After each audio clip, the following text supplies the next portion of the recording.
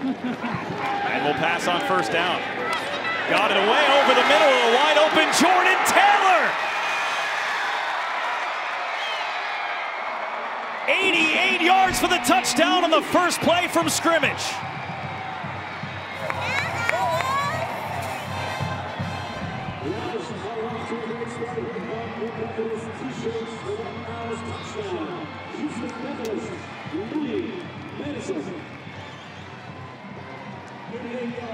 And you're going to see Taylor right here in the slot position get manned up with Lee, and with no help inside and Lee gets turned around, that's what opens the door. And he's a step and a half behind on making the tackle. And a guy like Jordan Taylor, he's going to outrun virtually everybody on that football team. So not the way you want to start, obviously, for North Texas defense. 12th touchdown pass of the season for Dreyfus Jackson. It's the third pass of over 80 yards that he has put together in his career.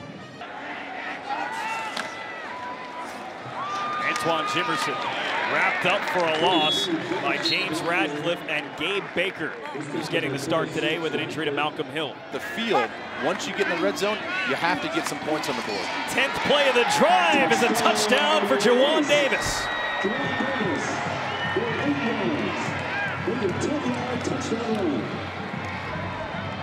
Third touchdown of the season for the sophomore from Sealy High School. Number 89. Well, and you're going to see just these whole open up right in the middle of your screen.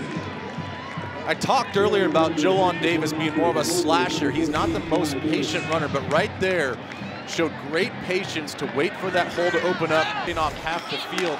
But he throws the ball very, very well off of no platform, a lot of times off of 1 foot on the run. And that's a tough throw, even though it looks like an easy throw to be accurate. Zach Pat got into the backfield there, dropped Reggie Pegram for a 3-yard loss. Pat was injured versus Texas A&M, easing him back into the lineup.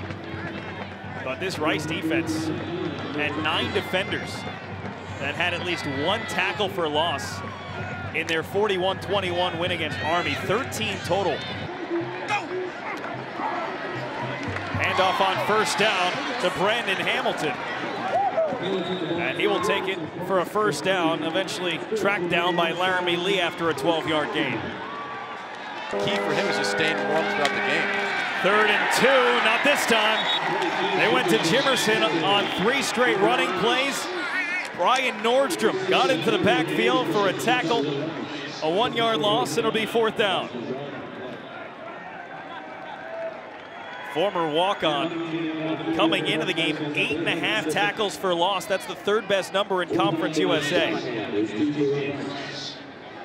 Well, and so much attention, I think, has been paid to Christian Covington. He's been in and out of some of these games due to injury. But you can't forget about what Nordstrom's been doing off of the right defensive end. Extremely active. Plenty of time, and it's knocked down. Christian Covington got that hand up and blocked it away.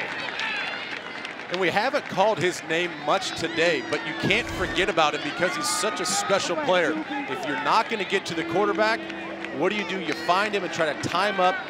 We're in Houston now, and I'm sure he's seen a lot of J.J. Watt film. 49 seconds to go in the half.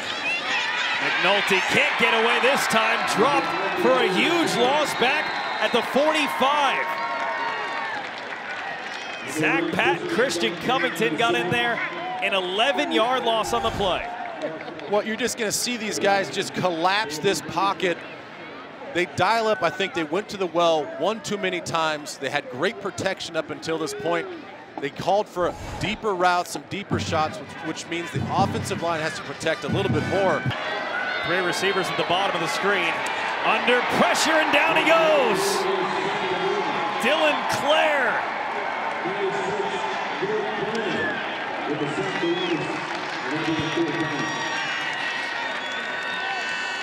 And after all the movement that got them all the way into a potentially long field goal range, this one goes for an 8-yard loss again. And there's Clare right there, and you're just going to see him. Something must have happened when they called this challenge of this pass play, because since then, It has been all Rice defensive tackles. Timeout. Their defensive line has played outstanding. Right. Their last. And they've really changed the momentum of this football game in just the last 3 plays. LSU to kick off here to start half 2 into the end zone. This is Carlos Harris as he cuts across the 25, and he is met there, and he stripped the football. Looked like Magursky came in. Destry White got in there with the hit. And how about a turnover to start the second half? And I don't think Harris saw the defender coming down. He was making a couple of cuts, had a couple nice reads, but I don't think his eyes really saw the defender, and he was a little unprepared for that hit. I think that's going to be a clean fumble. There's maybe a question mark of was his hips and his butt on the ground when the ball came out. But that's a clear fumble by both defenders on the kickoff coverage team, just hammering. Got the start here today, and on 3rd and 4, he turned the ball over. Ryan Pollard down the sideline, getting blocks. And on the cutback, he will go. Touchdown Rice. Pick 6 for Ryan Pollard. 60 yards the other way. And what have we talked about this whole game? The game starts off with a fumble on the kickoff return by Carlos Harris. Rice punches in for 3 points. You come back on the next series, another big play. So again, you can take all the stats if you want. But it's coming down to guys making huge plays. And that's what happened right here. And Rice is now so quickly on top of this football game. And who's the target on this pass play? It's going to be Carlos Harris again. But Rice is sitting in the zone. They understand we're going to let everything play out. And we'll pick up the guys as they get displaced. So a great job of just being flat-footed, understanding who the target guy is going to be, and don't panic. And Ryan Pollard does a great job of reading the quarterback's eyes, because that's one thing that McNulty did do. Took the snap, knew exactly where I was going with the football. He's looking at Carlos Harris once again, which I don't blame him because the guy makes a lot of plays. But the defense knows that too. And if you read the quarterback's eyes when he's staring down receivers, that's usually what happens.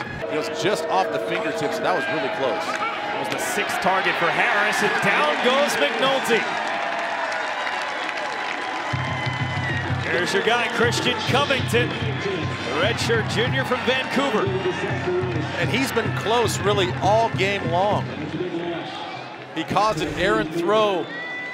You can see him right there lined up on the nose and just splits the guard in the center in the A gap. And again, he shows off that speed. He does such a good job with his hands and that quick first step. You go back and watch that Army game, and my goodness, he was beating up the left guard, pushing him around. Cover guy, we've seen Harris behind him a couple of times today. McNulty is looking for Terrell this time, and it's batted away. Julius White with the big defensive play. Well, and that's sometimes what happens when you ask for these quarterbacks to roll out some of these quarterback waggles. They're great if you want to throw the football 7-10 yards. But then when you have to stop your feet and deliver a ball down the middle of the field, oftentimes you don't get a lot of juice on the football, and that's what happened here. Darius Terrell had a step, maybe a step or 2 if he would have let him, but because of the rollout, he wasn't able to set his feet. Looking long again for Carlos Harris, and Bryce Callahan in coverage. He's taking his shots. They're definitely taking their shots, and that's, like you said, Callahan is their best cover corner guy. So you want to match him up with their best guy as well. A couple plays ago, pass interference.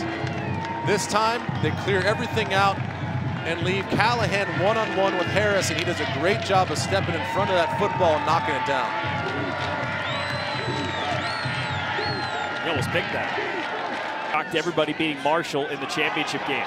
Looking long, juggled, Caught it! Cameron DeSell hauls it in, and Rice moves it down to the 10-yard line. I can't believe he came down with this football. Sheldon Wade is in good position. He's doing what you ask him. You read the receiver's eyes in man coverage. If you can't turn around and make a play, get your hand up. He timed it perfectly. Really good football right now. Nowhere to go for Andrew McNulty. But Cody Hennessy was able to make the stop.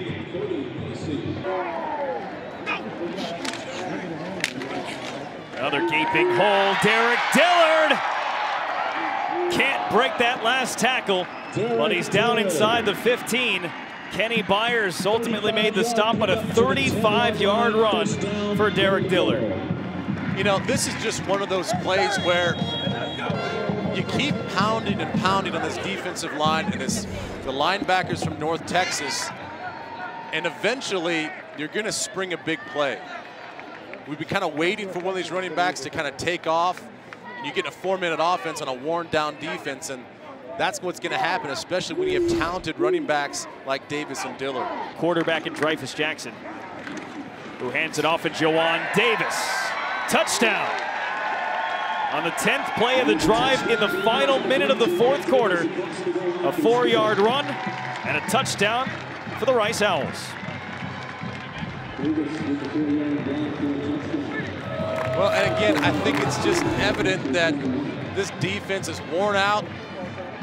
When you have a backfield like Davis and Dillard, and they've been mixing in a little bit of Brandon Hamilton, who's big and fast as well, it's hard to stop these guys all game long. And